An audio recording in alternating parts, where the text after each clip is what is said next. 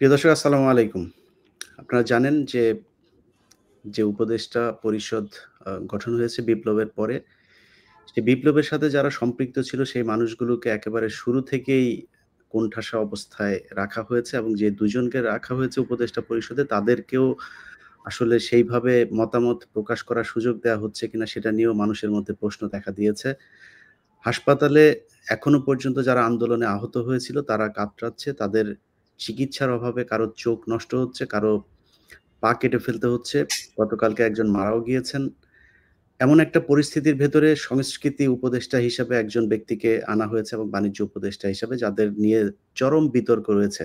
এই যে বিপ্লব, সেই বিপ্লবের চেতনার বিরুদ্ধে যারা দাঁড়িয়েছিল হঠাৎ করেই ২-৩ টা Facebook পোস্ট দিয়ে তারপরে একজন সংস্কৃতি উপদেষ্টা হয়েছেন। সেটা নিয়ে ব্যাপক আলোচনা সমালোচনা হচ্ছে।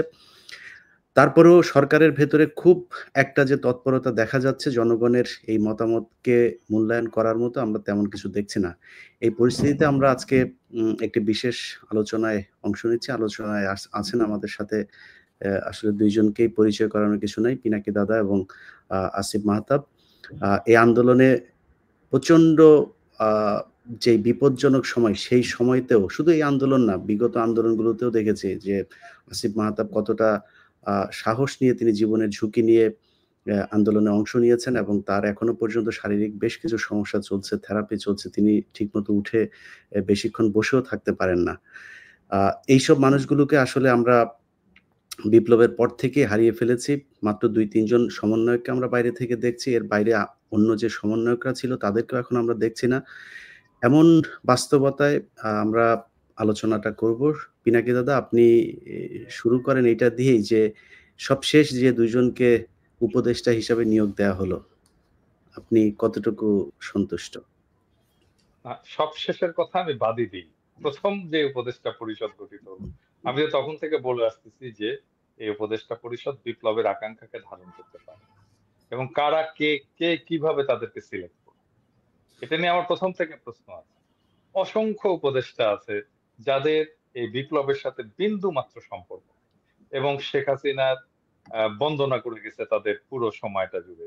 লিখে গেছে, লেখালেখি করে গেছে। এবং এই বিপ্লব ব্যর্থ হলে তারা আগের যা করতো সেই কাজই করতো এবং এমন না যে এরা খুব দক্ষ মানুষ। হ্যাঁ? এরা কেউই খুব দক্ষতা নাই। মানে আমি আমি আর নাম ধরে বলতে চাই না। এদের কোন ধরনের দক্ষতা নাই। এরা কোন কাজ জানে না। এরা আধুনিক দুনিয়া সম্পর্কে জানে না। কিভাবে দুনিয়া চলতেছে সেটা জানে না। ম্যানেজমেন্ট এর কোন স্কিল নাই। বয়স্ক, বৃদ্ধ, জরাজীর্ণ, প্রত্যেকের হাজারোটা অসুখ। এ তারা চলতে পারে না। আপনি দেখেন মা এই যে আব্দুল্লাহ মারা গেল, ১০০ দিন রোগে ভুগে সিএমএইচ এ মারা গেল বাচ্চাটা। এ তো আমাদের সবচেয়ে আমি আমি বলবো যে এই পর্যন্ত আমি জানি না আরো কে আহত আছে। খোদা না করুক আর কেউ যেন না থাকে এরকম। কিন্তু আমি তো ধরে নেব যে সেই অ্যা এ এসে শেষ শহীদ হলো আরকি আমাদের। তো এখন এই যে ছেলেটা মারা গেল, বাচ্চাটা মারা গেল, এই যে সরকার গঠিত হইছে, এই সরকারের উপদেষ্টাদের কি উচিত ছিল না একবার একটু যেয়ে মৃতদেহটা দেখে আসা, ডেড বডিটা দেখে আসা, জানাজায় অংশ নেওয়া? কেউ গেছে? এতগুলো উপদেষ্টা আছে, একজন গেছে? যাদের রক্তের বিনিময়ে, যাদের জীবনের বিনিময়ে তারা আজকে ক্ষমতায় বসছে, ক্ষমতা উপভোগ করতেছে, সেই একটা বাচ্চা মারা গেল ১০০ দিন ভুগে। একটা উপদেষ্টার সময় হলো না যে একটু জানাজা করে আসা? মানে এরা এরা এরা কোন নৈতিকতায় সরকারের চেয়ার গুলোতে বসে আছে? এই প্রশ্নটা তো করতে হবে। এবং এই জন্যই বসে নাই কারণ বিপ্লবে তো তাদের কিছু যায় আসে না। ওই বাচ্চার জীবন যাওয়া না যাওয়া দিয়ে তার কিচ্ছু যায় আসে না। সে তার বাচ্চাও না। ওরা তো আমাদের বাচ্চা। কিন্তু এই বাচ্চা তো এই উপদেষ্টাদের বাচ্চা না। বাচ্চা হলে নিশ্চয়ই যেত। নিজের ছেলের নিজের ছেলের জানাজায় যেত না। ওরা আমাদের ছেলে ওরা আমাদের ছেলে না, ওরা আমাদের সন্তান।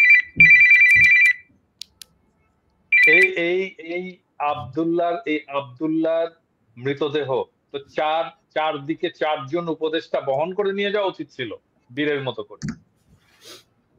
আমি সিওর আজকে যদি যদি উপদেষ্টা হতো, আসিফ মাহতাব উৎস যদি উপদেষ্টা হতো, আমি সিওর ও যে সামনে দাঁড়াইতো। ও ইমামতি করত। শুধু ইমামতি করত না তারপরে ওই খাটিয়া নিয়ে ও সামনে যেয়ে দাঁড়িয়ে যাইত। আমি শিওর এটা বলে দিতে হইতো না, কারণ ও ওন করে। ও তো বুক চিতায় তো এই লড়াইয়ে নামছে, ছাত্রদের উৎসাহ দিছে। কয়টা শিক্ষক ছাত্রদের সাথে যে লড়াইয়ে নামছিল? আসিফ নামছিল? শুধু নাম ছিল না, গ্রেপ্তার হয়েছে, এবং তাকে তাকে যখন নির্যাতন করছে সবাই দেখছে। হাতে হাঁটতে পারতো না, হাতে একটা লাঠি ছিল, সেই লাঠি দিয়ে, এবং ওর একটা চিহ্ন আছে আঙুল এরকম উঁচু করে, তাই না আসিফ? জি, জি, হ্যাঁ, জি। হাত হাত কিন্তু ও আঙুল উঁচু করে আছে, মানে একটা সাইন দিচ্ছে, তার বিজয়ের চিহ্ন সে কিন্তু দিয়ে যাচ্ছে। তার শাহাদাতের চিহ্ন। বিশ্বাস অনুসারে, তার ধর্ম বিশ্বাস অনুসারে সে শাহাদাতের চিহ্ন দিয়ে দিচ্ছে। তো এরকম ছেলে যদি থাকতো, আসিফরা যদি থাকতো আজকে উপদেষ্টা পরিষদে, আজকে চেহারা অন্যরকম হতো। চেহারা অন্য। আজকে আজকে আজকে তো আমাদেরকে প্রত্যেককে উপদেষ্টাকে জিজ্ঞেস করতে হবে, লজ্জা দিতে হবে। আপনার ছেলে যদি শহীদ হতো, আপনি জানাজা করতে যেতেন না? আপনার ছেলে না ও? যারা শহীদ হয়েছে আমরা বলি না ওরা আমাদের ছেলে? যারা আহত হয়েছে আমরা বলি না ওরা আমাদের ছেলে, বাচ্চা আমাদের? তা আপনি যেতেন না? এই তো উপদেশটা আমার। বাচ্চারা রক্ত দিল, আর এই বুড়া হাবড়া, আমি বলি বুড়া খাটাস, এই বুড়া খাটাস গুলো যে ক্ষমতা উপভোগ। না, কালকে রাতে যখন দেখেন, রাতে আসিফ নজরুলের বক্তব্যটা আমি শুনলাম। সেই বক্তব্যের ভেতরে তিনি বলছেন যে ডিসেম্বরের মধ্যে সবকিছু ঠিক হয়ে যাবে। মানে এটা নভেম্বর চলছে, ডিসেম্বর। তার মানে ১ মাস তাদের সময় লাগবে এটা নিয়ে কোনো একটা সিদ্ধান্তে পৌঁছাতে। তো কালকের কোনটা যে নিয়ে? কোনটা এই নিয়ে? হাসপাতালে, পঙ্গু হাসপাতালের সামনে গিয়েছিলেন তিনি রাতে। যখন ওই আমি চিকিৎসা নিয়ে? জি। ওই চিকিৎসা নিয়ে আমি আপনাকে ইলিয়াস, আমি আপনাকে আজকে বলতেছি, আপনি লিখে রাখতে পারেন, কিচ্ছু করতে পারবেন, ওরা জানেই না। আমাকে তো এই বাচ্চারা প্রত্যেকদিন ফোন করে, কেউ না কেউ ফোন করে, এবং আমি ওদের ফোন ধরি, কথা বলি, দীর্ঘ সময় ফোন করে কথা বলে, ওরা কান্নাকাটি করে, আমিও কিছু কান্নাকাটি করি, এবং আমি তো ওদের প্রবলেমটা বুঝি। এই এই পুরো উপদেষ্টা পরিষদ কেউ জানে না ওদের প্রবলেমটা আসলে, কেউ জানে না। আমি বলতেছি ওরা কেউ জানে না, কথা বলেনি ওদের সাথে, ওদের সমস্যাটা কি জানে না। বললেই হলো 1 মাসের মধ্যে সলভ করবে, জীবনেও পারবে না ওরা কিছু। আমি আজকে লিখে দিতে পারি, যদি কিছু করতে পারে আমি কান কেটে দিব, কুত্তায় খাও। আমি কান কেটে দিয়ে দিব, কুত্তায় খাওয়াবে। না, সে করার জন্য করবে না করবে সেটা তো পরে। মানে করার জন্য ডিসেম্বর পর্যন্ত সময় উনাদের কেন লাগবে? মানে এই সময়টাতে আপনি ডিসেম্বরে পারবে না ইলিয়াস, ডিসেম্বরে ওরা পারবে না, ওরা কিচ্ছু করতে পারবে না, কারণ ওরা জানেই না প্রবলেমটা কোথায়। না, সলভ করা তো দূরের কথা। আপনি একজন চিকিৎসক। আপনি জানেন যে যতটা সময় পার হবে, একজন চোখের যে সমস্যাটা, পায়ের সমস্যাগুলো, এগুলোর যত সময় পার হবে তত তার ওইটার বিপজ্জনক অবস্থায় যাবে, এবং সেটা ইলিয়াস আপনি জানেন, আসিফও জানে, আমি 5ই অক্টোবর আমি বলছিলাম যে চিকিৎসার জন্য কি করতে হবে, এবং আমি নিজেকে ভলান্টিয়ার করছিলাম, যে আমি এটা ভলান্টিয়ার করব। আমি এই একটা পরিকল্পনা করছিলাম, ওয়ান স্টপ একটা সার্ভিস সেন্টার করা হবে, যেখানে সমস্ত আহতরা আসবে, তাদের চিকিৎসা শুধু হবে না, তাদের সাইকোথেরাপি হবে, কাউন্সেলিং হবে, এবং ফাইনালি তাদেরকে পুনর্বাসন করা হবে। আমি 5ই অক্টোবর একটা পরিকল্পনা দিচ্ছিলাম। তারপরে ডিজি হেলথ, তারপরে এটা স্বাস্থ্য উপদেষ্টার নজরে পড়ছে, ডিজি হেলথ কে বলছে যে আমার সাথে বসে এই পরিকল্পনাটা চূড়ান্ত করতে। আমি লিখে দিছি প্রজেক্টের রেশনাল, লিখে দিছি অবজেক্টিভ, লিখে দিছি। তারপরে তাদের আসার কথা ছিল, কেউ আসেন। আমি কিন্তু আমি কিন্তু স্বাস্থ্য উপদেষ্টাকে বলছি যে টাকার কথা চিন্তা করেন না আপা, আমি টাকা জোগাড় করে দিই। আরে ভিক্ষা করে টাকা জোগাড় করে দিতাম, কয় টাকা লাগতো?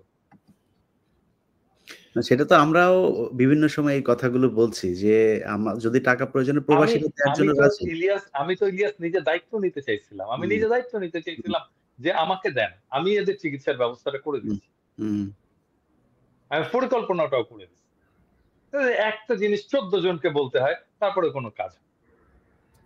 জি, আসিফ মাহতাব, আ আ আপনি আন্দোলনের একেবারে শুরু থেকেই ছিলেন। জি। যদিও আন্দোলন শেষ হবার পরে আর আপনাকে আমরা দেখছি না। আপনি সিনের বাইরে চলে গিয়েছেন বা আপনাকে বাইরে রাখা হয়েছে।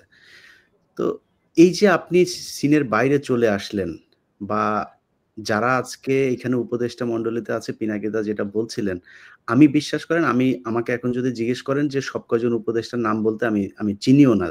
নামও জানি না, মনে হয় ৩-৪ জনের নাম বলতে পারবো। এর বাইরে সবাইকে চিনিও না আমি।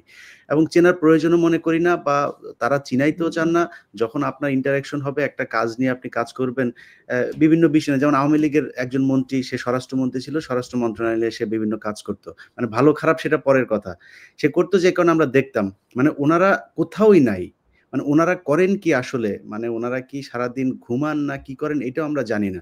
তো এই যে আপনি বাইরে চলে গেলেন, মানে আপনি কি এমনিতেই বাইরে আছেন? নাকি আপনার সাথে কি এই যে সরকার, একটা বিপ্লবী সরকার আমরা যেটাকে নাম দিয়েছি, সেই সরকারের পক্ষ থেকে কোন ধরনের যোগাযোগ করা হয় কিনা বা কোন ধরনের নীতি নির্ধারণী পর্যায় থেকে আপনার সাথে কোন বক্তব্য নেওয়া হয়েছে কিনা এখন পর্যন্ত? এখানে কিছু বিষয় আমি ফার্স্টে ক্লিয়ার করতে চাচ্ছি। সেটা ১ নাম্বার বিষয় হচ্ছে যে বিপ্লবী সরকারের ডেফিনিশনটা কি আসলে? বিপ্লবী সরকারের মধ্যে তো যারা একটা বিপ্লবী আদর্শ থাকা লাগবে।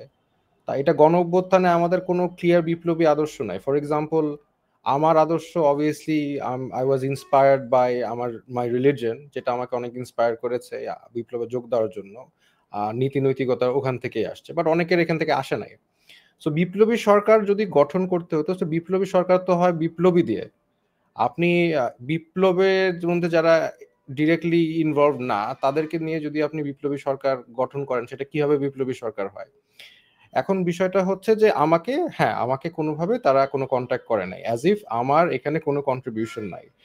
যেখানে এন্ড ইটস ওকে, মানে আই ডোন্ট পার্সোনালি কেয়ার।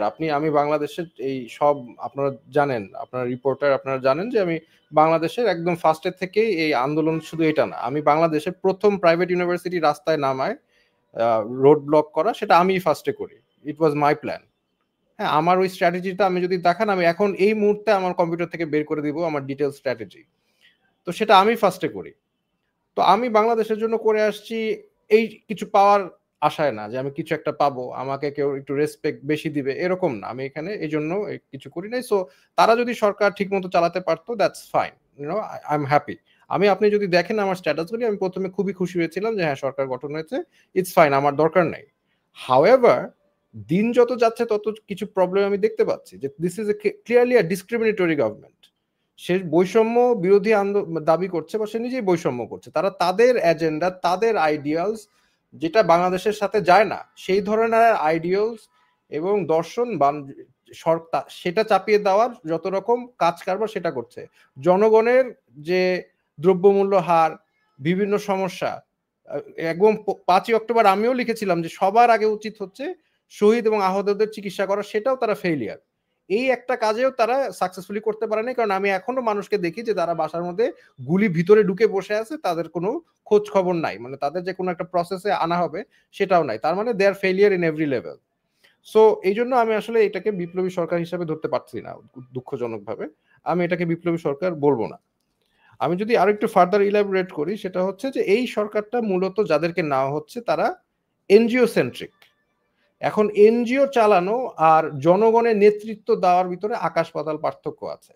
এনজিওরা যেমন নম চমস্কি আপনারা সবাই জানেন, পৃথিবীর মধ্যে one of the number one political thinker, সে এরকম বলেছে যে একটা অর্গানাইজেশন, এনজিও অর্গানাইজেশন একটা ফ্যাসিস্ট বা একটা টোটালিটেরিয়ান একটা সিস্টেমের মতো, যেখানে এনজিওর যে মাস্টাররা তারা যেটা বলে ওয়ার্কারদের সেটাই করতে হয়। তাদেরকে ছাঁটাই করতে চাইলে করে দিতে পারে, তাদেরকে যাকে ইচ্ছা তাকে নিতে পারে। তার কালচার, অফিস কালচার, সেগুলো সবই ইয়ে করে এনজিওরা। তো তারা যদি দেশটাকে এনজিও মনে করে যে আমার এই দেশের জনগণ, আমি যাকে খুশি তাকে নিব, আমি যা খুশি তাই করব, আমি আমার আদর্শ চাপাই দিব জনগণের উপর, দ্যাটস আ প্রবলেম। বিকজ জনগণের দ্বারা সরকার, সরকারের দ্বারা জনগণ না। এনজিও মানে ওয়ার্কার চালিয়ে অভ্যস্ত, এনজিও কারো মানে কিভাবে বোঝাবো, যে কারো আন্ডারে তারা তো থাকে না। কারণ এখন আমরা বলি সিভিল সার্ভেন্ট, তারা কিন্তু সিভিল সার্ভেন্ট, জনগণের দাস, মানে সার্ভেন্ট তারা। তো তারা এইভাবে ট্রিট করছে না। তারা আমাদের উপর বলে দিচ্ছে যে এই যে আমরা এই লোকটাকে নিলাম। ওয়েল, আপনি নিলেন কেন? আপনি কাকে জিজ্ঞেস করে নিলেন? কি প্রসেসে নিলেন? আপনি বললেন হয়ে গেল? হ্যাঁ, তার মানে কি আপনারা কি আমার মাস্টার নাকি? You work for me, I don't work for you. না, এখানে খালি এটাই না, আরো কিছু জিনিস দেখছি যে ধরেন প্রথম আলো এবং ডেইলি স্টার, আমরা যেইটা সবচাইতে বেশি গুরুত্ব সহকারে দেখছি যে যারা প্রথম আলোর হয়ে কাজ করতো, ডেইলি স্টারের হয়ে কাজ করতো, তারা এখানে আসছে। আপনি যদি এই আকিজ গ্রুপের কথাই বলেন, তারা শ্রেষ্ঠ আ সম্ভবত একটা অ্যাওয়ার্ড পেয়েছিল কয়দিন আগে ডেইলি স্টারে। Best business person of the year. হ্যাঁ, তারপরে ফারুকী হওয়ার পর থেকে সারা দেশের মানুষ যখন কিনা তার বিরুদ্ধে তাকে নিয়ে সমালোচনা করছে, হাস্যকর মনে করছেন। 8 পাস একজন ব্যক্তি আমাদের উপদেষ্টা, যিনি কিনা সার্বক্ষণিক গাঁজায় মত্ত থাকতেন, এই সবিরহাটের এইখানে, এরপরে রিহাব খেটেছেন যিনি, যার বিরুদ্ধে মানে বিকৃত যৌনাচারের অভিযোগ আছে, এমন একজন বিকৃত মনা, প্রচন্ড রকমের ইসলাম বিদ্বেষী একজন মানুষকে এখানে দেওয়া হয়েছে। প্রথম আলো প্রতি ঘন্টায় ঘন্টায় তার পক্ষে নিউজ করছেন। এছাড়া আমরা যখন কিনা পিনাকিদা ডেইলি স্টার নিয়ে কথা বলছেন, আমি প্রথম আলো নিয়ে কথা বলছি, আমরা মানে এদের বিরুদ্ধে যখন এই যে একটা বিশাল ভারতের যেই হেজিমনি, তাদের বিরুদ্ধে যখন কথা বলছি, তখন আমরা দেখছি যে আসিফ নজরুল, তারপরে রেজওয়ানা, এরপরে প্রধানমন্ত্রীর প্রেস সচিব যিনি আছেন শফিক, শফিক, আমি ওনাকে আসলে শফিকুল আলম, উনি শফিকুল আলম। শফিকুল আলম, উনি যে আসলে এই 15 বছর কোথায় ছিলেন আমি জানি না। তো হঠাৎ করে এসে ওনারা এত বড় দেশপ্রেমিক হয়ে গেলেন, এত বিপ্লবী সরকারের পার্ট হয়ে গেলেন।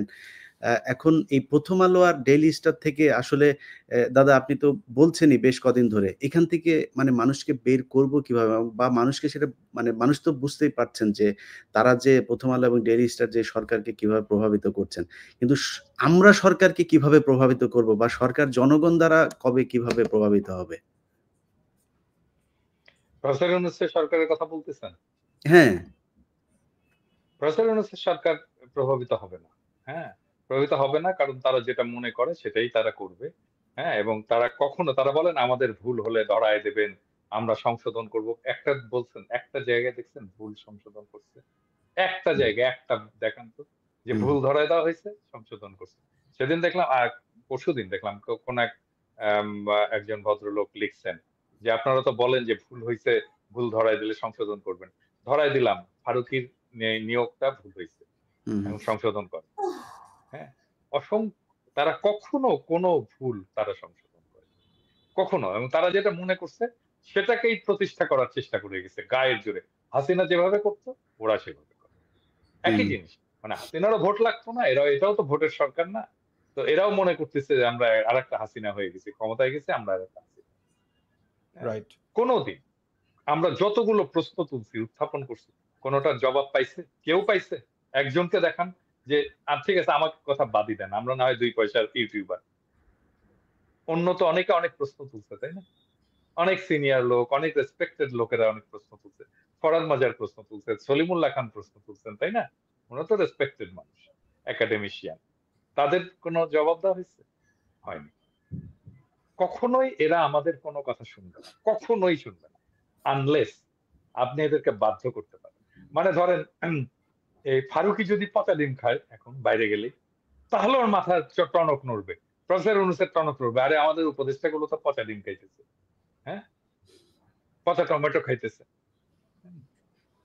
তখন ওদের টনক নড়বে যে না। লজ্জা তো দাদা ধরেন, ওই যে আমাদের গ্রামের একটা কথা আছে না, যে একজনকে বিচারে জুতা দিয়ে পিটাইছে, পেটানোর পরে বলছে যে আমার জুতা দিয়ে পিটাইছে, মান সম্মান আছে, যদি আরেকজনের জুতা দিয়ে পিটাইতো তাইলে কি অবস্থা হতো?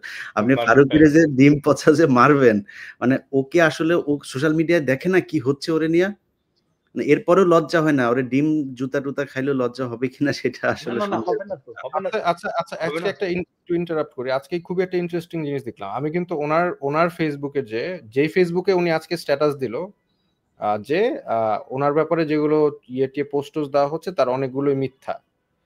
এখন ওনার প্রোফাইল থেকে আমি নিজে যেই প্রোফাইলে উনি এই পোস্টটা দিয়েছে সেই প্রোফাইলে আমি নিজে যে উনি যে এলজি এগুলো সাপোর্ট করে, সমকামিতা সমর্থন করে, এগুলি যে পোস্ট সেটা আমি নিজে স্ক্রিনশট নিয়েছি, আজকে যে দেখি নাই, তার মানে উনি ডিলিট করেছেন। উনি যদি এতই সব যদি মিথ্যাচার হয় তাহলে উনি ডিলিট করলো কেন ওনার পোস্ট? ওটা তো আমি নিজে করেছি কাজটা। সো ডিলিট করে তো লাভ নেই, এগুলো তো এখন সবার হাতে হাতে চলে গিয়েছে, সে ডিলিট করলেই হবে? সে তো সে বোয়াগ, এবং তার যে সিনেমা নাটকগুলো আছে সেগুলো সে ডিলিট করবে কিভাবে? আমি আজকে কথা বলছিলাম বুঝছেন একজনের সাথে, তারা তার একটা নাটক আছে, নাটকের নাম হচ্ছে, আমি নামটা ভুলে গেছি, এই যে দেশাত্মবোধক গানের একটা কথা আছে ওই গানের নামে, সেটাতে জামাত ইসলামের আপনার গোলাম আজম টাজম এদেরকে নিয়ে কটাক্ষ করে করা আছে। তিনি করছিলেন, বাইরে ছিলেন, বাইরে থেকে সেটে গিয়েছেন, সেটে যাওয়ার পরে একটা শুটিং হয়েছে, ওইখানে শুটিংটা ছিল হচ্ছে মিছিল করবে, জামাত ইসলামের একটা মিটিং হবে, গোলাম আজমের সামনে গোলাম আজম, যে গোলাম আজমের চরিত্রে অভিনয় করছে তাকে সামনে রেখে পেছনে একটা হবে। তো সেই মিছিলটা উনি আবার যেহেতু ডিরেক্টর সেটে এসে তারপরে ওই মনিটরে দেখছেন ফুটেজগুলো কি হলো। সেই ফুটেজ দেখার পরে ইচ্ছামতো গালাগালি এবং ওর সেটে নাকি প্রচন্ড রকমের গালাগাল করা হয়। এটাও প্রমোট করে। মানে খামোখায় একজনকে ধরেন আমরা বলি না, "এই ভাই এদিকে আয়।" উনি নাকি ওইখানে একটা খারাপ ভাষায় গালি দিয়ে তাকে ডাক দেয়। এটা ওর নরমাল একটা জিনিস। সেখানে সে গালাগালি শুরু করছে যে, "এই শুটিং আবার করতে হবে। মিছিলটা আবার করাইতে হবে।" কেন? বলছে, "মিছিলে সবার মাথায় টুপি দেয়া লাগবে। টুপি নাই কেন?" বুঝছেন? মানে এই টুপি আর দাড়ি ওর বিভিন্ন সিনেমাগুলোতে যে এই যে এটা করা হয়েছে এবং আ নিজেরও তো দাড়ি আছে। নিজেরও মাথায় টুপি আছে। হ্যাঁ, নিজেও তো দাড়ি আছে। হ্যাঁ। স্বর্ণ টুপি। হ্যাঁ? যাই হোক। তো এগুলো করে সে এগুলো তো আর সরাইতে পারবে না। তার Facebook পোস্ট সরায় তো লাভ নাই। না, হুম, উনি কালচারের উপদেষ্টা। এটা কিন্তু একটা সিরিয়াস ইস্যু। কারণ উনি কালচার মানে ডিভাইস করবেন। আমাদের কি কালচার দ্বারা দেশ শাসিত হবে বা দেশের কালচারটা কি হবে সেটা উনি নির্ধারণ করবেন। উনি পলিসি মেক করবেন, উনি ওখানে পুশ করবেন। তো এখন উনি কি আমাদের দেশের কালচারের রিপ্রেজেন্ট করে? আর যদি করে থাকে তাহলে গভর্নমেন্ট আমাকে এটা দেখাক যে কিভাবে তাকে নিয়োগ করা হলো বা হুম। কিভাবে উনি আমাদের কালচার রিপ্রেজেন্ট করে। মানে এটার অ্যানসারটা আছে কি? বিএনপির একটা অংশ তাকে সাপোর্ট করতেছে। হ্যাঁ? এবং যুক্তি কি? যুক্তি হচ্ছে যে সে এই হাসিনার শাসনের যে ন্যারেটিভ, হ্যাঁ? সেটা তৈরি করবে যেটা দেখে হাসিনার শাসনের বিরুদ্ধে ঘৃণা উৎপাদন হবে। আরে বেটা, এই শেখ মুজিবের শাসন, হাসিনার শাসনের বিরুদ্ধে ন্যারেটিভ কারা তৈরি করছে এতদিন ধরে? কারা তৈরি করছে? ফারুকই তৈরি করছে। ও করতে পারবে? ন্যারেটিভ কিভাবে তৈরি করতে জানে? ও জিন্দেগিতে করতে পারবে একটা পলিটিক্যাল ন্যারেটিভ তৈরি? উনি উনি আমাদেরকেই করতে হবে এই ন্যারেটিভ তৈরি। উনি করুক, উনি ওনার জায়গা থেকে করুক, কিন্তু উপদেষ্টা কালচারাল উপদেষ্টা উনি কালচার নির্ধারণ করবে সেটা তো না। আমাদের কালচার তো শুধু অ্যান্টি শেখ হাসিনা না, আমাদের কালচার তো আরো মানে বড় একটা বিষয়, তাই না? Just anti Sheikh Hasina narrative উনি ওনার জায়গা থেকে করুক না, উনি নাটক সিনেমা বানাচ্ছে ওখানে ওগুলো ওইটাও করুক। পারবে না। ওইটাও পারবে না। অ্যান্টি শেখ হাসিনা ন্যারেটিভ, ফ্যাসিবাদের বিরুদ্ধে ন্যারেটিভ ও তৈরি করতে পারবে না। ব্যারে এটা তো একটা স্কিল লাগে। স্পেসিফিক স্কিল লাগে। ওটা লিখুক তো। একটা উপন্যাস লিখুক তো। না ওর বেশিরভাগ নাটকগুলোই নাকি আপনার ওই আরেকজনের নাটকই করে নেয় এবং এটা নিয়ে তার সাথে বেশ কয়েকজন তার জুনিয়র পরিচালক যারা আছে তাদের সাথে সে বিট্রে করেছে যে কারণে মিডিয়াতে সবাই এই বিষয়গুলো জানে এবং একটা ইয়ে হচ্ছে পিক পকেট তার একটা ইয়ে আছে আরেকটা হলো শনিবারের বিকেল এই শনিবারের বিকেলে সে হচ্ছে ওই যে হোলি আর্টিজান নিয়ে আপনার হলি করেছে আর্টিজান নিয়ে হ্যাঁ, এটা ওটা কি কিন্তু আমি দেখিনি। বাংলাদেশে কিন্তু এটা আপনার মুক্তি পায় নাই। অথচ সেটা ইন্ডিয়াতে মুক্তি পেয়েছে। বুঝছেন? মানে এটার পুরো প্রযোজনা, টাকা-পয়সা, ফান্ডিং যা সব সে ভারত থেকে পেয়েছে। সো আমরা সরাসরি এমন একজন মানুষকে আমাদের সংস্কৃতির দায়িত্ব দিয়েছি, যিনি কিনা ভারতের হয়ে কাজ করেন, 'প্রথম আলো', 'ডেইলি স্টারের' এজেন্ডা বাস্তবায়ন করেন। ইন্ডিয়ান হুম। নায়ক নায়িকা ছাড়া তার সিনেমা তো হয় না। এ এ হ্যাঁ? এবং তার তাই হওয়ার না? পরে দাদা আপনি লক্ষ্য একটা করেছেন? নায়িকা লাগবে, একটা নায়ক লাগবে। হ্যাঁ, তো আমি জানি না এটা হইতে পারে যে বুঝছো? ওই যে আমি তো বলছিলাম আসিফ নজরুল আপনারে আমি ধরবো না যদি এরপরে উপদেষ্টা একজন ইন্ডিয়ান নায়িকা নিয়ে আসেন।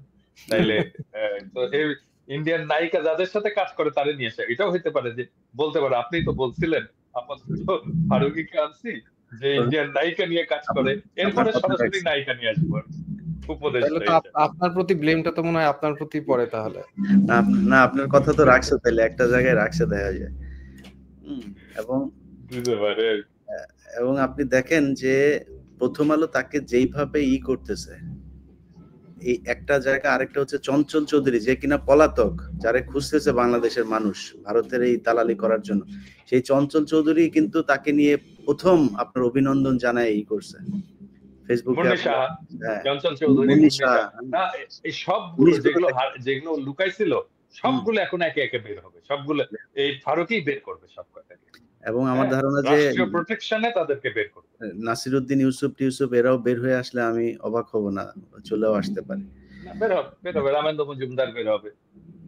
হ্যাঁ? আসিফ ভাই আপনি তো মানে আসলে আমরা তো বাইরে ছিলাম। আমাদের জীবনের উপর দিয়ে ঝুঁকির সুযোগটা খুব একটু কম থাকলেও আমরাও যেকোনো সময় যে পরিস্থিতি দেশে এখন আসলে দেশের বাইরে যারা এখনো আছে, এখনো পর্যন্ত তাদেরকেই ম্যানেজ করতে পারছে না। এছাড়া আপনি দেখেন ফারুকিরে নিয়ে কিন্তু বাংলাদেশের কোনো গণমাধ্যমে কোনো সমালোচনা নাই। সবাই মোটামুটি পক্ষেই নিউজ করছে। তো আমাদের হুম। উপরে আমার মনে হয় ঝুঁকি যেটা সেটা ওই ছোটখাটো ঝুঁকি আসবে না, জেল জরিমানা না, যেকোনো দিন নাই হয়ে যাইতে পারি। তো আপনি দেশে থেকে একদম জীবনের ঝুঁকি নিয়ে আপনারা আন্দোলন করেছেন। এখনো আসলে এমন কিছু শুরু হইলে সেটা আপনাদের থেকেই শুরু হইতে পারে। সামনে করণীয়টা কি?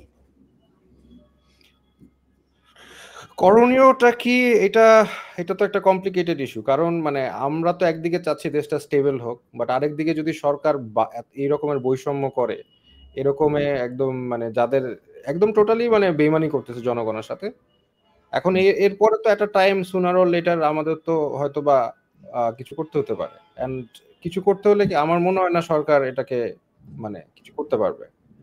সরকার যদি এখনো মনে করেন এই ধরনের বৈষম্য করে, যে ক্লিয়ার বৈষম্য, তো এবং এই যে ফারুকী ওনাকে যদি নিচ্ছে যে এজেন্ডা, আর আরেকটা বিষয় হচ্ছে এই গভর্নমেন্ট ছিল ডেমোক্র্যাটদের সাপোর্টে, তা এখন ডেমোক্রেটরা কিন্তু নাই, তো কাজে ওনারা যদি মনে করেন যে আমেরিকা তাদেরকে খুব বেশি ব্যাকিং দিবে তাদের এজেন্ডা বাস্তবায়নের জন্য, দিবে না, কারণ আমেরিকাও জানবে যে তারা ডেমোক্রেটের সাপোর্টার। তো কাজে আমাদের হয়তোবা সামনে যদি এরকম চলতে থাকে তাহলে আমাদের তো অবভিয়াসলি মানে মুভ করতে হবে। তারা আসলে ভয় পাচ্ছে বা আমাদেরকে ভয় দেখানোর চেষ্টা করছে যে শেখ হাসিনা চলে আসবে এই সেই, কিন্তু তাদের ভয় পাওয়ার জায়গাটা আসলে ভুল। জনগণকে ভয় পাওয়া উচিত। যেই জনগণ শেখ হাসিনাকে তাড়িয়েছে সেই জনগণকে ভয় পাওয়া উচিত। সেই জনগণ কিন্তু আপনাদেরকেও, যদি আপনারা বেশি বাড়াবাড়ি করেন, এক্সট্রিমিজম বেশি করেন, উগ্রবাদিতা বেশি করেন, তাহলে আপনাদেরকেও তাড়ানো জনগণের পক্ষে সম্ভব। মানে that's a clear message. We are not afraid of you, you have to understand that. আপনি কি আমাদেরকে গায়ে গুলি করবেন? ইজন্ট ইট নট ক্লিয়ার যে আমরা গুলি ভয় পাই না? এটা তো ক্লিয়ার হওয়ার কথা এতদিনে। সেই ক্ষেত্রে আপনি আজকে ইলিয়াস, সরি ইন্টারাপ্ট করবেন, জি, না, আজকে না, বলেন, আসিফ নজরুল এটাই একটা আলোচনা। কথা বলছে, উগ্রবাদকে কোনোভাবেই বরদাস্ত করা হবে না, এরকম একটা কিছু বলছে না? জঙ্গিবাদ।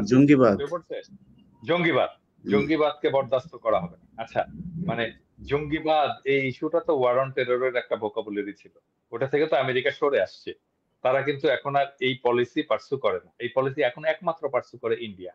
হঠাৎ করে জঙ্গিবাদের কথা কেন বললো আসিফ নজরুল? কে তাকে দিয়ে বলালো? এটা বিশাল এটা ইস্যু বিশাল হয়ে একটা উঠলো। সিগনিফিকেন্ট ঘটনা দাদা। আপনি ফেসবুকে পোস্ট করছেন, আমিও সেটা পরে পোস্ট করছি আপনার হ্যাঁ, এখান থেকে কপি নিয়ে। মানে এটা হ্যাঁ, বিশাল সিগনিফিকেন্ট যে হঠাৎ করে জঙ্গিবাদ আসিফ নজরুলের কোথায় চাপ দিল জঙ্গিবাদেরা? মানে এটা কোত্থেকে পাইলো সে? এটা এটা বিরাট একটা ব্যাপার। যেই যেই জঙ্গিবাদের তকমা নিয়ে আসিফ মাহতাবরা এতদিন মানে সামনে দাঁড়াইতে পারে না। কিছু বললেই জঙ্গিবাদের নিয়া হইতো। আপনার মানে ওই কি বলে ট্রান্সজেন্ডারের বিরুদ্ধে কথা বললেও আসিফ মাহতাবদেরকে আপনার জঙ্গিবাদ বলা হইতো। আমরা যদি মাঝে মধ্যে ২-১ রাকাত নামাজ পড়ি সেটার জন্য জঙ্গিবাদ বলা হয়। দাড়ি রাখলে সমস্যা, ইফতার করলে সমস্যা, টুপি মাথায় দিলে সমস্যা। যাই হোক, এই সমস্যাগুলো নিয়েই আমরা এতদিন ছিলাম। এখন আসিফ নজরুল কি সেটা বাংলাদেশের মানুষ আমার মনে হয় চিনবে, এবং আসিফ নজরুলকে চেনার জন্য খুব বেশি পেছনে যাওয়ার দরকার নেই। তিনি সেই অ্যা আ দাদা এই জিনিসগুলো আপনি জানেন যে সেই যে কি বলে জাহানারা ইমামের সময় উনার ভূমিকা কি ছিল। এরপরে উনি ১ম ব্যক্তি যিনি কিনা ওয়াজের বিরুদ্ধে কথা বলেছিলেন। সাঈদীকে নিয়ে তিনি আ লিখেছিলেন আ আপনার সম্ভবত রোব বিচিত্রা, হ্যাঁ, বিচিত্রা, বিচিত্রা সেই শাহরিয়ার কবিরের সম্পাদনায় তিনি লিখেছিলেন যে, "এক ধর্ম ব্যবসায়ীর উত্থান।" এই শিরোনাম দিয়ে তিনি লিখেছিলেন। তো আসিফ নজরুল মাঝখানে রয়ের যেই কাজগুলো তারা করে প্ল্যান বি হিসাবে একটা পক্ষকে দাঁড় করায় আস্তে, আস্তে তাদেরকে মনে হয় যেন তারা বোধহয় আসলে আমাদের মতোই ডানপন্থী লোক। পরবর্তীতে সুযোগ মতো তারা কাজে লাগায়। আমার ধারণা সেই কাজেই লাগাচ্ছে।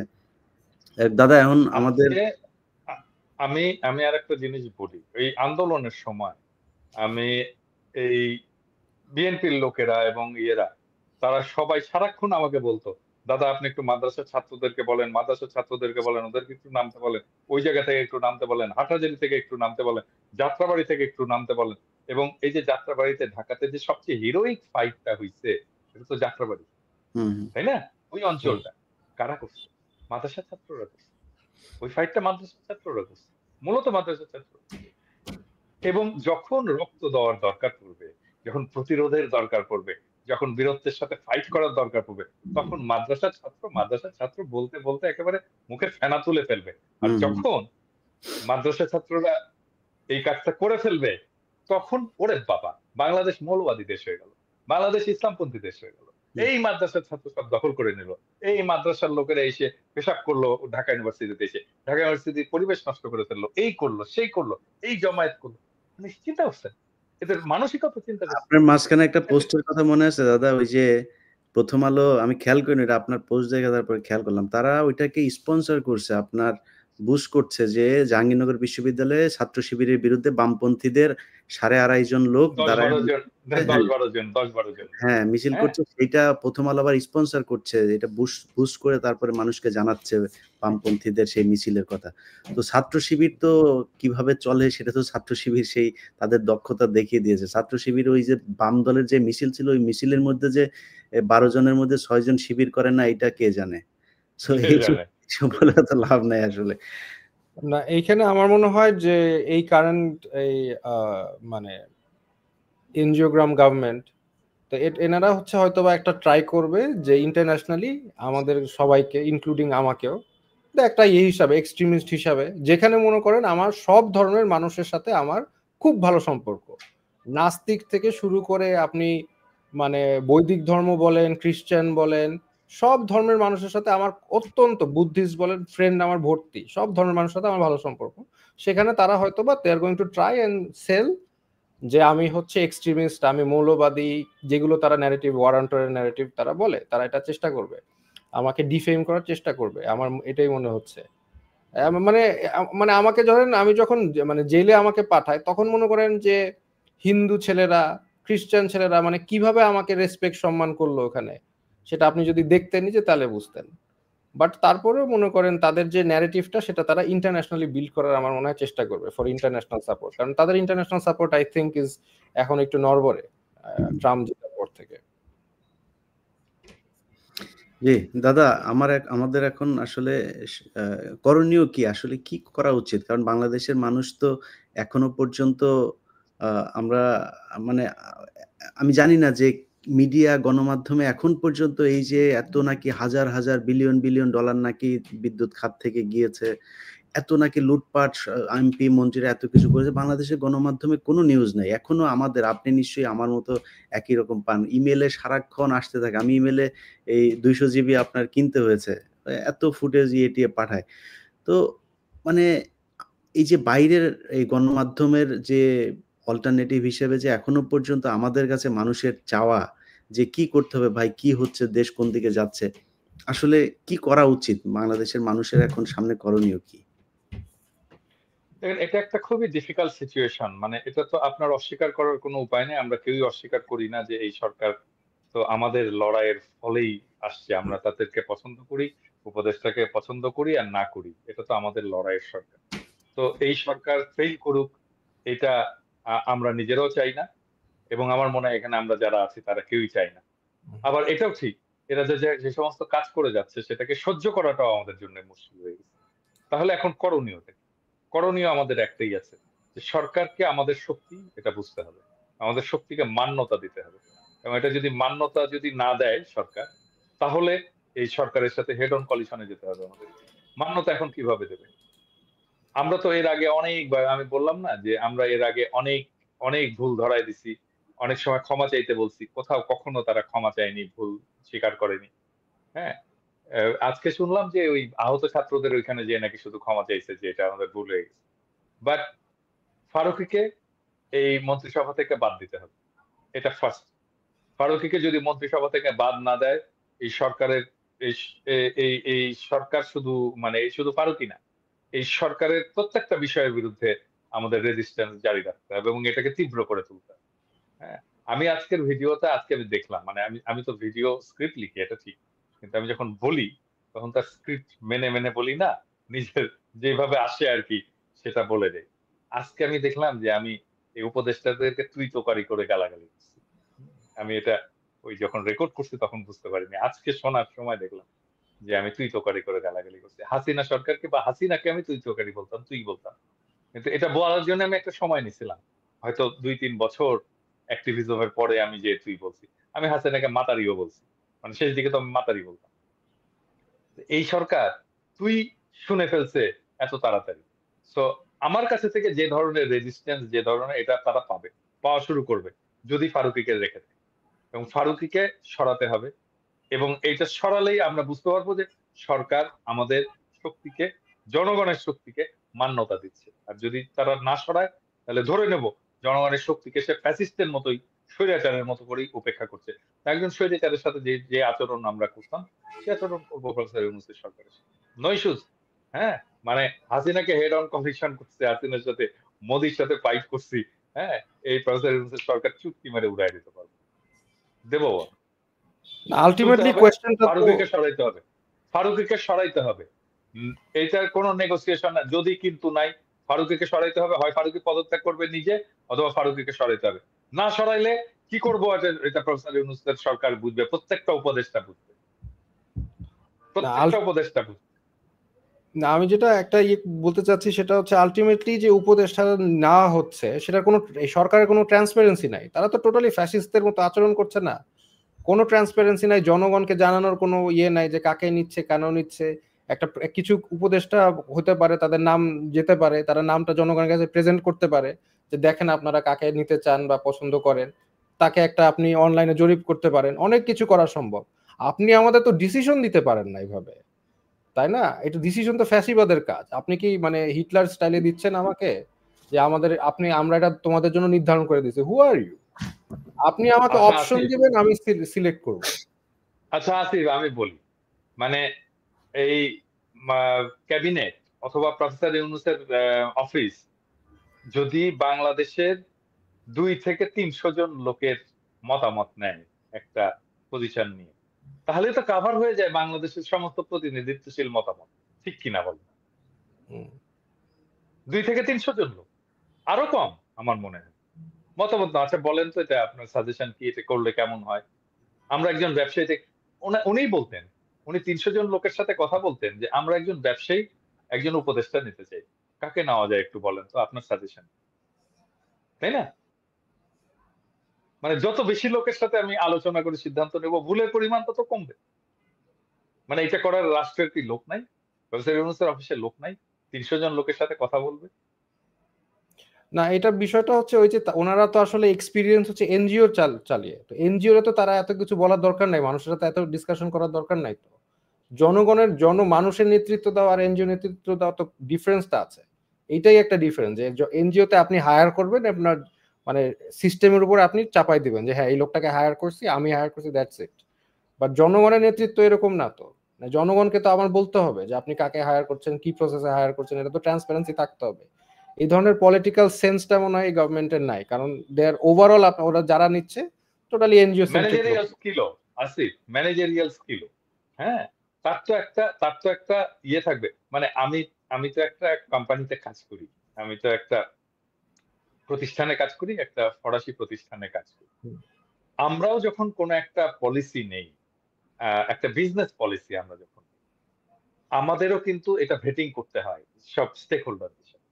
হ্যাঁ, মানে যাদের সাথে আমরা কাজ করি, এই ধরেন dermatologist, aesthetic doctor, specialist, professor, academician, researchers, এরকম অসংখ্য লোকের সাথে আমাদের কথা বলতে হয় ফর্মালি। হ্যাঁ, কথা বলে রেকর্ড নিতে হয় যে আমরা এটা করতে চাচ্ছি, আপনার ডাক্তার সাহেব এটা কি মনে হয়, আপনার মতামত। হ্যাঁ, তারপরে সে কারণেই তো আমরা এত পাওয়ারফুল হইতে পারছি, একটা অর্গানাইজেশন এত পাওয়ারফুল হইতে পারছে। হ্যাঁ, কারণ আমরা যেটা চিন্তা করি, ঠিক আছে, আমাদের প্রত্যেকের ধরেন প্রায় আমাদের অফিসে তো আর এমন কেউ নাই যার বিজনেস গ্রাজুয়েশন নাই, মার্কেটিং এ যারা কাজ করছে পিএইচডি নাই।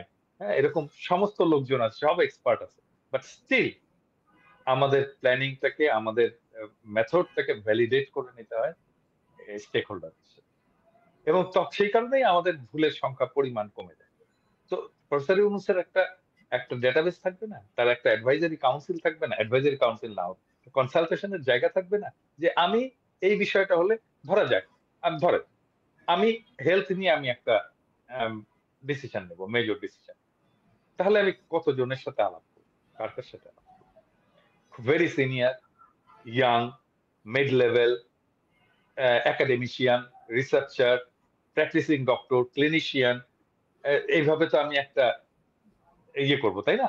করে, বা হেলথ অ্যাডমিনিস্ট্রেটর, এরকম করে আমার একটা প্যানেল থাকবে যার সাথে আমি কথা বলবো যে আচ্ছা বলেন তো এটা এই ডিসিশনটা নিয়ে যাচ্ছে, এটা আপনার ইয়েটা কি? আরে মাথার মধ্যে থেকে তো চিন্তা বাড়ায় না, এটা তো এইভাবে চলে না দুনিয়া। এটা তো ওদেরকে বুঝতে হবে, এরা আসলে জানেই না দুনিয়াটা কেমন করে চলে। কারোর সাথে কোনো কথা, কারোর সাথে কোনো আলাপ নাই, মাথার মধ্যে যেটা আসতেছে মতিউর রহমান আর মাহফুজ আনাম যেটা বলতেছে ঠিক সেটাই মানে ম্যাসিভ নেপোটিজম মানে এক্সট্রিম লেভেলের নেপোটিজম। তাদের লোক তারাই দিবে, তাদের আদর্শ তাদের দর্শন, তার বাইরে কাউকে একসেপ্ট করবে না। এটা তাদের মানে ম্যাসিভ নেপোটিজম আমার মনে হয় ওভারঅল। হ্যাঁ, ওই তো রক্ত দেওয়ার সময় মাদ্রাসার ছাত্র, আর ক্ষমতায় বসার সময়, চেয়ারে বসার সময় প্রথম আলো লেগেছে। হ্যাঁ, এটাই হচ্ছে বাংলাদেশের সুশীলদের, এটাই হচ্ছে বাংলাদেশের সুশীল এলিটদের স্ট্র্যাটেজি। বাট এলিটরা গেল কিভাবে? এলিটরা ওখানে গেল কিভাবে? সেটাই তো একটা কোয়েশ্চেন না? এত এলিট যাবে কিভাবে? কোন প্রসেসে গেল? আমরা কি ওদের জন্য, ওদেরকে বসানোর জন্য আমাদের এখানে স্টেক হোল্ডার নাই? আমাদের বলার অধিকার নাই কে কে বসবে কে বসবে না? আন্দোলন কি ওরা একাই করছে? ওইটা তো আসিফ প্রথম দিনই হয়ে গেছে। আর্মি চিফ ডাকছে সবাইকে, ড্যাং ড্যাং করতে করতে চলে গেল। আরে তুমি বিপ্লব করছো, আর্মি চিফ ডাকার কি? তুমি আর্মি চিফকে বলবো আমাদের এখানে আসেন, ইউনিভার্সিটিতে আসেন, ঢাকা ইউনিভার্সিটিতে আসেন, হোটেল শেরাটনে আসেন, দরকার নয়তো ঢাকা ক্লাবে আসেন, এখানে আলাপ করি। আর্মি চিফ ক্যান্টনমেন্টে রাখতেছে, বাস পাঠাই দিছে, বাসে ড্যাং ড্যাং করতে করতে মির্জা ফখরুল যাচ্ছে, জামাতের আমির যাচ্ছে, তা জোনায়েদ সাকি যাচ্ছে, আসিফ নজরুল যাচ্ছে, তারপরে ইভেন আমাদের মামুনুল হক যাচ্ছে, সবাই ড্যাং ড্যাং করতে করতে চলে গেল। কেন? মানে এইটুকু পলিটিক্যাল সেন্স নাই আমি ওখানে যাব না? আরে ভাই শোনেন, আমি আমার সাথে অনেকে দেখা করতে আসে, হ্যাঁ, তো আমি তখন এটা বলে দিই, এটা ট্রিক্স আর কি, এটা বলে দিই। তো আমার সাথে দেখা করতে আসে, বলে আসেন কফি খাবো আপনার সাথে। আমি বললাম না, আমার বাসায় আসে। হ্যাঁ, তো আমার সাথে যদি দেখা করতে আসেন, আমি যদি ওইখানে ফ্যাক্টর হই, তাহলে আমার বাসায় আসতে হবে। হ্যাঁ, তো তাহলে বিপ্লব যদি আমি করে থাকি, তাহলে আমার কাছে আপনাকে আসতে হবে, আমি আপনার ওইখানে যাব না। প্রথমেই তো আমি হাত স্বীকার করে নিলাম। আমি তো প্রথমেই আপনার সুপিরিয়রিটি, আপনার হায়ার পজিশন আমি স্বীকার করে নিলাম, সেই জন্য আমি তো গেলাম আপনার ওইখানে। যখন হলো, ওই যে 7ই নভেম্বরের বিপ্লব হলো, তাহের যে যখন করলো, জিয়াউর রহমানকে বের করে আনলো, জিয়াউর রহমানকে তাহেরের কাছে ইয়েতে নিয়ে আসতে চাচ্ছিল, যে শহীদ মিনারে নিয়ে আসতে চাচ্ছিল। হ্যাঁ, এবং জিয়াউর রহমানকে আসতে দেয়নি, এবং জিয়াউর রহমানকে যে আসতে দেয়নি সে কারণেই জিয়াউর রহমান প্রেসিডেন্ট হয়েছে। জিয়াউর রহমান যদি শহীদ মিনারে আসতেন, তাহলে তাহের প্রেসিডেন্ট হতো। হ্যাঁ, কর্নেল তাহের প্রেসিডেন্ট হতো, মানে তাহলে নিয়ন্ত্রণটা তাহেরের হাতে চলে যেত। ওইখানে যে যাওয়া যায় না, এইটা মির্জা ফখরুলের মতো লিডার এতগুলো, তারপরে ধরেন জামাতের আমির ডাক্তার শফিকের মতো লিডার, তারপরে জোনায়েদ সাকির মতো লিডার, এরা বুঝতে পারলো না যে এখানে আমার কি করা দরকার। এইটুকু তাদের মাথার মধ্যে। আসিফ ভাই, আপনারা তখন কোথায় ছিলেন? মানে আপনাদের প্রতিনিধি আরো বাড়ানো গেল না কেন? না দেখেন, আমি তো ওই টাইমে জেলে ছিলাম, তখন আমি জেল থেকে বের হতে পারিনি। ও তো জানেই না। আচ্ছা, মানে না, আমি এখন বেসিক্যালি আমি তো এক্সপেক্ট করি নাই যে এইভাবে হুটহাট করে এরকম গভর্নমেন্ট ফর্ম করে ফেলবে, তাই না? এবং গভর্নমেন্ট ফর্ম করছে ভালো কথা, এবং অনেককে ডাকা হয়েছে ওখানে। সেখানে কিন্তু আমাকে গভর্নমেন্ট ফর্ম করছে ভালো কথা, আমাকে কিন্তু ডাকাও হয় নাই, মানে অ্যাজ ইফ এখানে আমার কোনো রোল নাই, ডাকা হয় নাই, এবং একটা ফোন করা পর্যন্ত করে নাই। এরপরেও মানে এটা ডিস্টেবলাইজ করে, এরপরেও একটা যদি ফোন করতো, হ্যাঁ একটু কথা বলি আসিফ, মানে আমি মানে ধরেন ওইখানে তো বাংলাদেশের বিষয়টা আছে, আমরা যারা বাইরে কাজ করছি আমরা তো কিছু ফিগার ছিলাম, তাই না? মানে আমাদের সাথে কথা বলতে পারতো না, ইলিয়াসের সাথে কথা বলতে পারতো না, কনকের সাথে কথা বলতে পারতো না, আমার সাথে কথা বলতে পারতো না, কোনো মানে আমাদের কোনো রোল ছিল না। মানে এটা ঠিক, আমরা দূর থেকে করছি, কিন্তু তাই বলে আমাদের কোনো রোল ছিল না, আমরা পার্ট না, আমরা তো বিপ্লবের অংশীদার। হ্যাঁ, মানে মানে মানে ধরেন সব বিপ্লব সব হয়েছে, এই চিত্রপটে পিনাকি নাই, কনক সরোয়ার নাই, ইলিয়াস নাই। ডু ইউ থিংক এটা খুব সহজ হতো? না, আমরা তো বিকল্প মিডিয়া ছিলাম, এটা বাংলাদেশের মানুষ অলরেডি জানে, বাংলাদেশের মানুষ অলরেডি বিকল্প মিডিয়া ছিলাম, এবং আমাদের সাথে কেউ কোনো কথা বললো না, কেউ কিচ্ছু বললো না, এটা ফোন করারও কোনো প্রয়োজন বোধ করলো না। যাই হোক, প্রিয় প্রধান উপদেষ্টা, আপনি নিশ্চয়ই এই আলোচনা যদি আপনার প্রেস সচিব অবশ্যই এটা শোনাবে না, প্রেস সচিব মতিউর রহমান আর মাহফুজ আনাম কি বলেন সেটা নিয়ে হয়তো আলোচনা করবে আপনার সাথে। বাট কেউ যদি পারেন ওনাকে জানায়েন যে বাংলাদেশের মানুষ কি চায়, সেটা একটু বোঝা। আমরা বাইরে যারা ছিলাম, ভিতরে যারা আন্দোলন করেছে তারা আসলে জীবনের ঝুঁকি নিয়েই সেদিন গণভবনের যে ভাঙচুর হয়েছে সেটা নিয়েও অনেকে অনেক সমালোচনা করেছেন। সংসদ ভবনে কি হয়েছে সেটা নিয়েও অনেকে সমালোচনা করেছেন। সংসদ ভবনে আসলে কেউ ওই সিটে ২ মিনিটের জন্য বসতে যায় নাই। শেখ হাসিনা গরুর মাংস আর মুরগির মাংস রান্না করে গেছে, ওইটার জন্য কেউ যায় নাই। তারা গুলি খাওয়ার জন্য গিয়েছিল ঐদিন। ওইদিন পরিস্থিতি অন্যরকমও হতে পারত। সেটা হয় নাই। আল্লাহ বাঁচিয়েছেন এই দেশের মানুষকে। তো সেই মানুষগুলোর মূল্যায়ন করা দরকার নাই। আপনারা দেশ চালান। কিন্তু কিছু কাজ করা খুবই জরুরি। সেটা হচ্ছে যেমন আমাদের আলোচনায় আজকে ওই বিষয়গুলো আনে নাই। আমি এগুলো একটু শেষ করি। সেটা হচ্ছে আ বিডিআর হত্যাকাণ্ডে যে অফিসারদেরকে মারা হয়েছে সেটার বিচার খুব দ্রুত করতে হবে।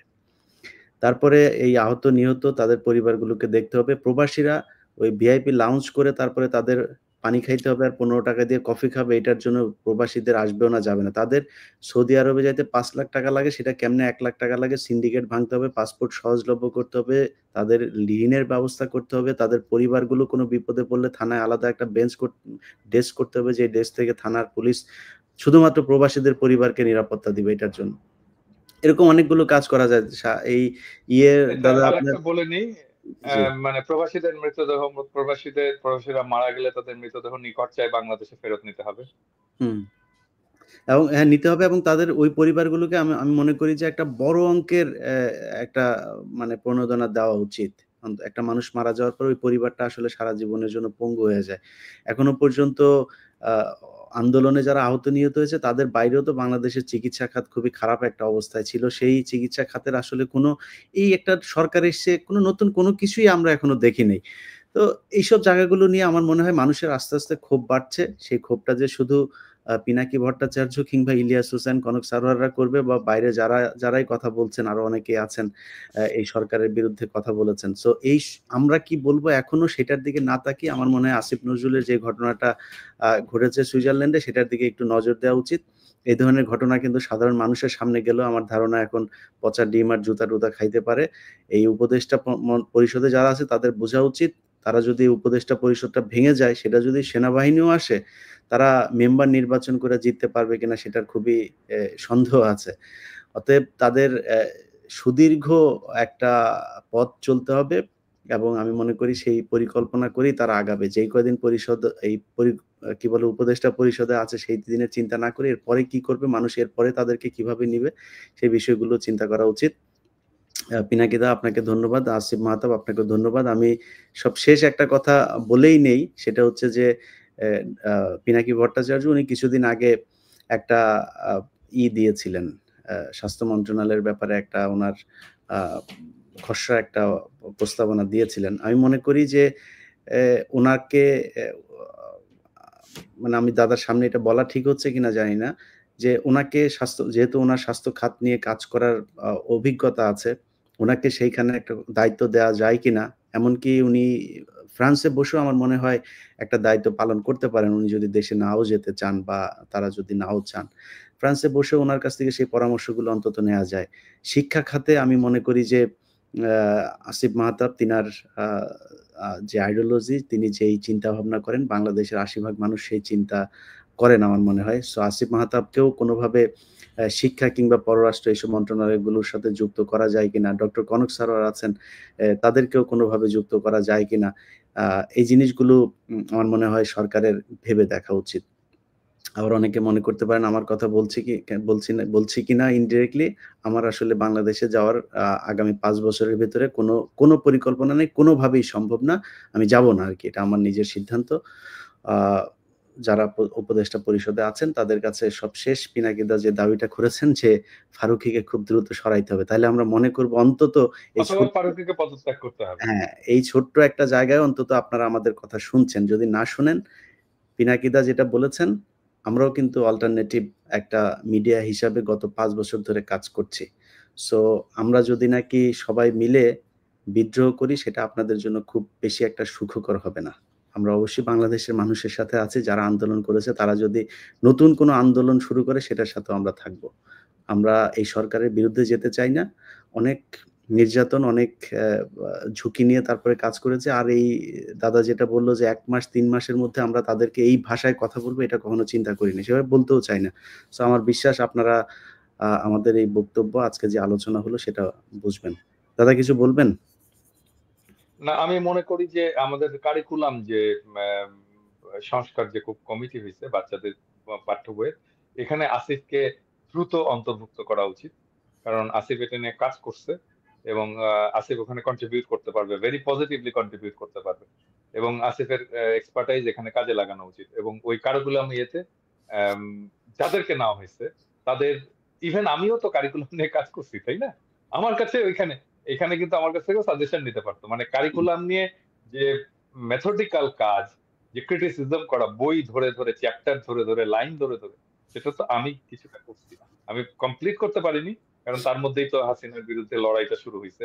আসিফ ওই কাজটা, যদি আসিফ ওইখানে থাকে তাহলে কাজটা ভালোভাবে ওখানে করবে। দাদা ইদানিং একটা জিনিস দেখছেন, আপনার চোখে পড়ছে যে প্রথম আলো ডেইলি স্টারে অধ্যাপক আবু সাইদ ইদানিং কিন্তু খুব পাখা মেলা শুরু করেছেন। বিশ্ব সাহিত্য কেন্দ্রের, হ্যাঁ হ্যাঁ হ্যাঁ বিশ্ব সাহিত্য কেন্দ্রের, হ্যাঁ হ্যাঁ তো ওনারে তো তাইলে ধরতে হবে। আমি বলে রাখি, সাইদ স্যার যদি কারো কেউ যদি এটা ইয়ে করে, সাইদ স্যারকে দেখাবেন যে স্যার আপনি রিটায়ার করেন, আপনি এর মধ্যে ঢুকেন না আর। হ্যাঁ, মানে বেইজ্জত হবে না, ঢুকেন না, কোনো দরকার নেই। ভালোভাবে বললাম আর কি, আমার বাবার বন্ধু মানুষ তো।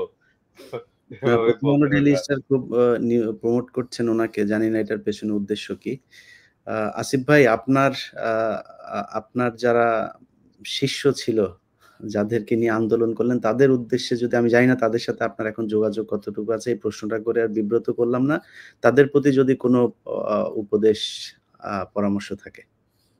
না, তাদের সাথে সবার সাথেই যোগাযোগ আছে, এবং আমি সবসময় বিভিন্ন সময় মানে বাংলাদেশের প্রত্যেকটা স্টুডেন্টের থেকেই, বিভিন্ন প্রান্ত থেকে তারা আমার সাথে যোগাযোগ করার চেষ্টা করেন, অনেকে করেছেন এবং করছেন। তাদের কাছে উপদেশ হচ্ছে বা সাজেশন হচ্ছে যে আমরা বৈষম্য, যদি অ্যাটলিস্ট প্রাইভেট ইউনিভার্সিটি স্টুডেন্টদের সাথে যদি যখন বৈষম্য হচ্ছে, এটা আসলে আমরা ইনিশিয়ালি অনেক ছাড় দিয়েছি, বিকজ আলটিমেটলি স্টুডেন্টের থাকার কথা ইউনিভার্সিটিতে পড়াশোনা করতে। বাট আপনাদের সাথে যদি বৈষম্য এই লেভেলের করা হয়, সেই ক্ষেত্রে আমার মনে হয় আপনাদের আবার সোচ্চার হওয়া উচিত, যে বৈষম্য যাতে না করা হয়, এইভাবে আপনাদের ভয়েস রেজ করা উচিত আসলে। কারণ মানে আমরা যথেষ্ট পরিমাণ টাইম দিয়েছি, আমরা যথেষ্ট পরিমাণ মানে পেশেন্স দেখিয়েছি। আই থিঙ্ক মানে ওই ফারুকি উনি একটা রেড লাইন, ওই রেড লাইনটা ক্রস করেছে। কাজে এখন থেকে আমরা মানে টোটালি এই গভর্নমেন্টের কে সাপোর্ট আমরা দিতে পারতেছি না। যদি এই ফারুকি থাকে আমরা সাপোর্ট দিতে পারতেছি না। দাদা, একটা গুরুত্বপূর্ণ আলোচনা আমি বাদ গেছে আমাদের, সেটা হচ্ছে যে এই যে শেখ মুজিবের ছবি রাখা নিয়ে, এটা আপনি কিভাবে দেখছেন? আমি তো এটা নিয়ে ইলিয়াস, আমি এটা নিয়ে প্রথম থেকে তো বলে আসতেছি, তাই না? এবং একজন একজন করে ধরাই দিচ্ছিলাম যে কে কে রাখতেছে।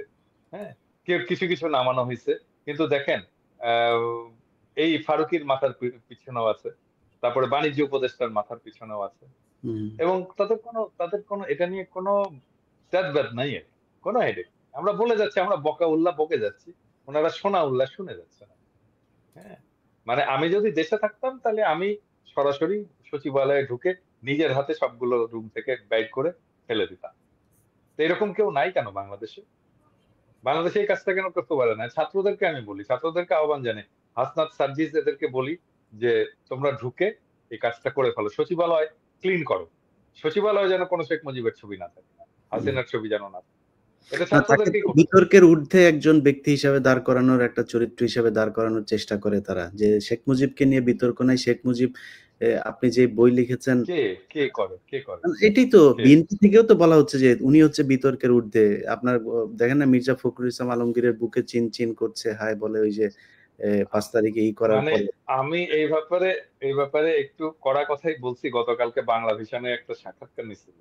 আমি আবারও বলতে চাই আর কি, শেখ মুজিব, আওয়ামী লীগ, এদেরকে যারা পুনর্বাসন করতে চাইবে, যারা চাইবে, তারাও ধ্বংস হয়ে যাবে।